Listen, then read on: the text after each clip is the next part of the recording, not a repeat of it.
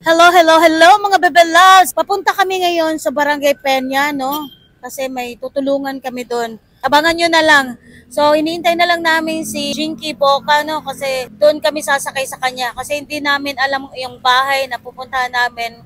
Siyang may alam, kaya ayan, hinihintay na lang namin yung sasakyan nila. So, kasama ko ngayon si Waki TV, si Ben's Vlog, okay? And Wally. Ayan. Kami lang muna ang pupunta doon, ano? Kasi hindi pa natin alam ang sitwasyon. So, kita-kits mamaya. Hello, hello mga bebe loves! So, ayan guys. Nandito na sila. Jinky. Good morning! Ayan si June. Ang mag-asawang Jinky at June. Ayan. Good morning, good morning, good morning. Ayan. Ako pinches pagdali kita lang diripadis. Ano sa pagmamadali ni Jinky? Yung medyas niya, hindi parehas. Ano ba yan? Okay, ayan. Nandito sila sa likod ng sasakyan. Nandito na si Jinky, Waki TV's Vlog, and Ben Wally Official. Ayan. So, gora na kami mga bebe loves. Hi, si June. Sawa ni Jinky. June Boca. Ayan. Si Jinky, natawa ako. Hindi parehas yung medyas na suot dahil sa pagmamadali. So, on the way na kami going to Barangay Peña. Okay?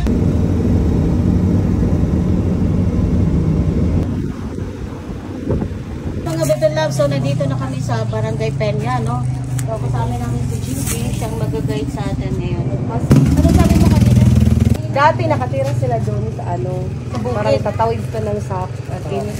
Sapa, oo. Ngayon, Tapos ngayon, dito na sila, may nakitira sila dito sa ano. Kamag-anak ka ng asawa niya. okay. So, yung pupuntahan natin ngayon, bahay ng kamag-anak Opo. niya. Nakitira lang sila. Sige, guys, punta na natin. Sige.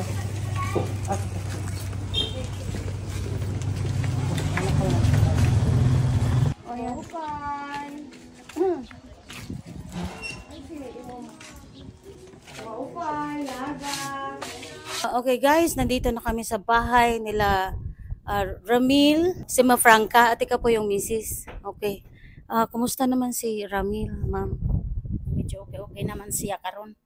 Okay. So, Ramil, ano yung pakiramdam mo? Kumusta na? Okay naman yung pakiramdam ko dito lang sa bandang itong tuhod ko medyo mabigat, mahirap igalaw. Kaya hindi ako makabangon. At saka mahirap tumagilid. Ang ginawa nila, tatagilid na lang nila ako para maka-relax yung likod ko. Mawala yung init. Okay. Guys, yung si Ramil pala ay isang musikero din, gitarista ng banda, Kasi hindi kami nagkatrabaho ni Ramil, pero nakikita ko yung video niya na ina-upload ni Jinky na kasi magkagrupo kayo nila Jinky before, di ba? Okay, so siya po ang gitarista nila Jinky. So isa ding musikero. So alam niyo naman guys, di ba sabi ko, malapit sa akin pag musikero. So ayan, kaya kami na dito para matulungan si Ramil sa kalagayan niya. Okay. Ilang taong ka na, Ramil? 52 ngayong May 1. Okay, 52. So kailan to nangyari? Kailan ka nagkasakit ng ganito? Nung July, galing pa kami ng Mindanao, nagbakasyon kami sa amin. Tapos umuwi kami dito dahil hinahabol namin yung tugtog namin sa Joaquin. Tapos okay naman yung tugtog namin doon, nakatugtog pa ako sa Manifest. Pagkatapos ng tugtog namin sa Manifest, yun, nagasakit na ako. Tapos dinala ako sa ospital, tapos yung finding kidney, gumaan naman yung pakiramdam ko. Tapos ng mga ilang araw ako uminom sa mga resita, hindi na naman ako nakabangon, sumakit yung mga kasukasuan ko.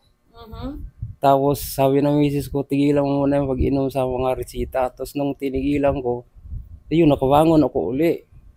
Saan ka ba nagpa-doktor? Saan hospital? Ang epekto sa'yo, mas lalo kang hindi nakalakad. Tapos nung gumaling na ako, parang nahihinayang ako sa mga resita ko dahil ang dami pa. Ininom ko uli. Ayun, binalikan na naman ako sa hindi naman nakabangon uli. Tapos hanggang tumaas yung dugo ko. Kaya ibinalik na naman ako sa ospital. Kasi yung bibig ko parang tumabingi na. OMG. Oo, tapos nung pagdating sa ospital, may naramdaman ako na dito sa lalamunan ko, sticky na laway na hindi, ang hirap talaga maglunok ng laway, tsaka lalo na sa pagkain. Tapos nung tumagal kami doon sa ospital, namamanhid na yung buong katawan ko. Hala? O mula dito sa kamay ko hanggang paa. At saka hindi na ako nakakain. Hirap na ako kumain. Okay, so hindi nyo ba sinabi sa doktor Sinabi namin. na mas lalong lumalala yung pakiramdam mo dahil dun sa gamot? Anong sabi po ng doktor? Sabi ng doktor, sa tay, wala na kaming ibang matutulong sa iyo. Ibig sabihin, parang hindi na nila kaya yung pamamanhid ng katawan ko. Nire-refer nila kami sa Tacloban. Oh. Tapos, nung nag-prepare na kami, tinanong ko ulit yung doktor, sabi niya maghintay pa kayo dahil pang 70 pila kayo. Kaya nagdesisyon ako, uwi na lang kami dahil hindi ako tatagal dito. Dahil sabi ng doktor, habang naghihintay kami ng schedule namin, doon muna kami sa ospital. Tapos doon nagdesisyon ako na uwi na lang tayo dahil parang hindi ko kaya dito. Huwag hirap. Tapos yun, pumirma kami ng yung waiver. Oo. Oh my God. So, napakahirap talaga ng kalagayan mo, Ramil, ano? Ikaw nagtatrabaho ka, ma'am? Wala kang trabaho. So, ano pong inaasahan nyo lang nakita? Wala. So, paano yung mga gamot ni Kuya? Ni Ramil? Kuha na siya nag-inom og kuan mga bulong. Kuha na lang kanang herbal na lang na alingatong. Alingatong. Ano naman pakiramdam yung effect ng alingatong na yan? Okay naman siya. Okay na siya? May improvement ba? Makaon naman siya, tapos ang iyang pag-ihi, kuan naman. Tapos kuan kining gipaterapi na namo siya niya. Wala na pud karon kay wala mamilingin na. Ngayon, ano po ang gusto nyong ipanawagan para matulungan tayo? Yung pangangailangan na namin sa araw-araw kasi wala naman akong anak buhay na. Okay. At saka yung misis ko hindi na pwede magtrabaho dahil hindi naman ako iwanan. Kaya nga, no? So, yung pagtutugtog mo lang ang pinaka-source of income mo dati, di ba? Oo. Yun lang po talaga yung inaasahan ko. Oh my God. Ramil, sa nakikita ko sa mga paa mo, parang lumiit, ano? Tama ba ako? Pwede ba naming makita? Parang lumiit ang kanya mga paa. Namamagay yung mga tuhod mo. So, hindi ka na totally talaga nakakalakad. Kahit pagbangon po, hirap ako pagbangon. Mahirap. Pero nakakaupo, hindi din. Hindi rin. Siguro kailangan din natin na magpa-check again sa doktor, ano? Iniiwasan ko kasi pagka nagpapacheck up uli ako, resitahan naman ako ng pain reliever. Tapos yung sabi ko naman ng doktor, yung kidney ko yun ang hinana. Kaya yun ang kinakatakutan ko. So parang naiintindihan ko din si Kuya Ramil kasi parang nagkaroon na siya ng trauma. No? Kasi nga dahil daw sa gamot na binigay sa kanya ng doktor kung saan siya nagpa-check up dati o na-confine, is lalong lumala daw yung kalagayan niya. Mahirap nga talaga, no? Kuya, may dala kaming mga adult diapers at may cash din kaming dala na salamat kay Mr. Hil Nuevo. Kilala mo ba si Hil Nuevo? Ayan. Nagpaabot si Hil Nuevo ng cash at eto yung sa amin. Si Buboy, biliran, kilala mo din. Okay, si Buboy, nagpabili din ng diapers para sa'yo. No, bigay namin to, oo. At eto nga pala yung cash galing kay Hil at galing din sa akin. At eto. So, ayan. So, eto, Kuya Ramil, pang gastos mo sa pagkain mo. Magprutas ka din, Kuya, ha? Every day. At eto yung nabili kong naming adult diaper. I don't know. Anong size ba niya? Ay, okay. Large to. Large. So, sakto. Ayan. Gagawin namin ang lahat na makakaya namin, na matulungan ka. Guys, gustong magpaabot po ng kanilang mga tulong sa kalagayan ni Kuya. Sana po ay matulungan natin, kalagayan ni Kuya Ramil. Kasi nga, syempre wala silang pagkukunan talaga ng income, no? Kaya ngayon na wala na siyang trabaho, hindi na siya makakatugtog, wala na talaga silang pagkukunan ng pera sa pang-araw-araw nilang gastos, no? So, saan kayo kumukuha ng like yung pagkain nyo? Saan nyo kinukuha? Yung mga kapatid ko naman dun sa Mindanao, nagpapadala din sa akin. Kaya lang, minsan, nahihiya din ako manghingi. Wala, dahil meron din silang mga pamilya. Oo nga eh. So pwede tayo makahingi ng 1, 2, 3 beses pero syempre may pamilya na din yun, no? So yung buhay pa ba yung parents mo, kuya? So asan sila ngayon? Nandun sa Mindanao din. So alam nilang kalagayan mo? Oo, alam na nila. Dumalaw na ba sila dito sa'yo? Hindi pa, bakit daw? Tawag lang. May mga edad na rin yung mga magulang ko eh. Okay. Kung sino po ang may mabuting puso po, no? Tulungan natin si kuya. So, sa pagbalik namin, sana makakuha na tayo ng tulong, ano? Alam ko na madaming may mabubuting puso po na gustong makatulong sa mga ganitong kalagayan. Tawag ko kay Idol Gil at saka kay Idol Uboy. Yes. Sa lahat ng tumutulong, salamat din po sa inyo lahat. God At sa bless. tutulong pa, nako, maraming salamat po. Alam kong marami kayo dyan na gustong tumulong. Talagang pumunta na talaga ako dito. Mga 1 hour ata yung bayo na papunta dito, no? Galing kaming Kalbayog. Talaga nagpa-schedule ako kay Jinky. Kasi si Jinky kasi sa akin nagkwento. Jinky, halika dito. Halika. Si Jinky kanina umiiyak. Mas emotional ka pa sa asawa ni Sir Ramil. Ayan. Nandito si Jinky. Si Jinky po ang dahilan kung ba't ako nandito, no?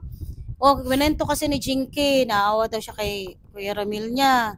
Ayan. So, nag-usap kami sa chat. So, sabi ko sa kanya, pagkatapos na lang ni Roda, papasyalon namin si Ramil. So, ayan. Ano masasabi mo? Masasabi ko po, maraming salamat po, ate, kasi pinagbigyan mo ko sa kabila ng sobrang busy po ni ate. At saka, ganoon talaga, pag iyakin talaga ka. Pagpunta namin dati, kami ni Mary Jane, kung nandito yun, humahagulhul pa yun.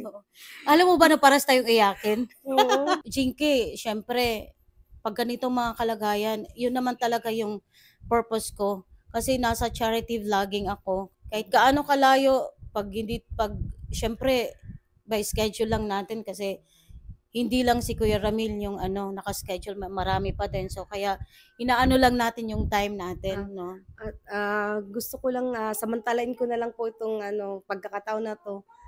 Sa mga tumulong po, kasi nag-post po ako dati, marami po yung tumulong din, nagpadala ng GCash sa kanya. Maraming salamat po talaga. Okay.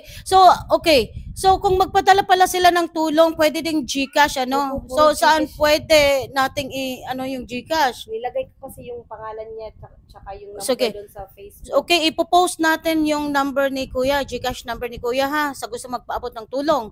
Pwede din, kung malapit lang kayo sa akin, pwede din kayong pumunta sa opisina para magpaabot din ng tulong, no?